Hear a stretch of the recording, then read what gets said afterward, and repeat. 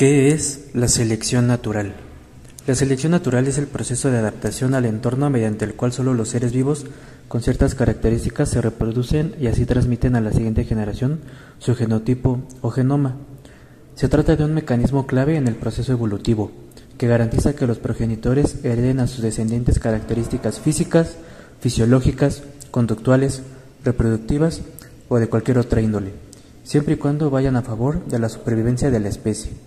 La selección natural es un proceso lento que tiene lugar a lo largo de las generaciones. Se inserta en la lógica de la supervivencia del más apto, tal y como la intuyó en sus estudios el naturalista británico Charles Darwin. Este concepto formó parte de las primeras teorías en torno a la evolución y constituyó un importantísimo aporte al campo. Así, la selección natural es el proceso que elige o favorece a los individuos mejor adaptados para lidiar con su entorno, permitiéndoles reproducirse y transmitir sus características a las generaciones venideras. Aquellos que no resultan favorecidos por la selección natural, ya sea porque no se adaptaron lo suficiente o se adaptaron mal, están destinados a perecer y a extinguirse. La selección natural es el principal motor de la evolución, dentro de la teoría moderna sintética aceptada en la actualidad, y sus efectos continuos son estudiados tanto en los laboratorios como en el campo. Otra forma de verlo es que la selección natural tiene el propósito de proteger los genes más adecuados para la supervivencia de la vida, esparciéndolos a las generaciones venideras y extinguiendo en cambio a los genes inútiles o poco útiles. Por ejemplo, en un entorno de competencia entre especies, un cambio genético ocurrido en un individuo determinado permite que éste evite a los depredadores y se reproduzca más aprisa que los demás de su especie. Así se maximiza la cantidad de descendientes que sobreviven a los depredadores. Es muy probable, por selección natural, que pasadas unas generaciones la especie esté constituida mayoritariamente por individuos dotados con esta mutación beneficiosa y aquellos desprovistos de ella se hayan extinguido. En cambio, si la mutación resultara perjudicial, por ejemplo, si en vez de reproducirse más aprisa significara que el individuo tiene un color más llamativo para los depredadores, es muy probable que, por selección natural, dicho individuo y sus descendientes se extingan, devorados por los depredadores, mientras los demás continúan reproduciéndose. Como se ve en estos ejemplos, la selección natural tiene la finalidad de que los individuos mejor adaptados al entorno se reproduzcan y añadan características a la especie. Existen 4 tipos de selección natural. Tenemos la selección estabilizadora, también conocida como selección negativa. Es el tipo más común de la selección natural, en el que se privilegia genéticamente a los individuos comunes o promedio, por encima de aquellos que poseen características anómalas. Un buen ejemplo de ellos son los fetos humanos.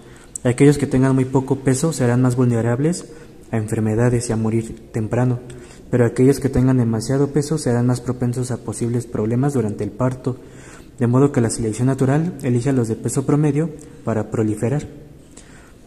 Tenemos también la selección direccional, que es opuesto al caso anterior. Este modelo de selección favorece algún rasgo específico dentro de la población de la especie, por lo que conduce en alguna dirección determinada. Un ejemplo de ello es el cambio de color de cierta especie de polillas europeas, registrado a inicios de industrialización. El color natural de las polillas, que antes le permitía fundirse con el entorno a modo de camuflaje, las comenzó a hacer que resaltaran más, debido a que el smog de las chimeneas industriales tiñó de olín paredes y cortezas de árboles. Entonces se produjo un cambio y una nueva forma de polillas pardas comenzó a proliferar, multiplicándose a medida de que los depredadores devoraban las otras, hasta que al final solamente quedaron polillas marrones. También tenemos la selección disruptiva. A diferencia de las dos anteriores formas de selección natural, en este caso se favorece a los individuos de la especie que se alejen del promedio, o sea, que se muestren características sobresalientes, aunque sean opuestas entre sí. Este tipo de selección conduce usualmente a la especialización, o sea, al surgimiento de nuevas especies. Un ejemplo de ello fue lo que Darwin observó en ciertas aves en las Islas Galápagos. Eran lo suficientemente similares como para ser de la misma especie, pero diferían en su pico. Algunas lo tenían grande y otras más pequeño. Los pájaros de pico mediano se extinguieron, pues no podían comer bien semillas ni grandes ni pequeñas. Por último tenemos a la selección sexual, no siempre considerada una forma de selección natural.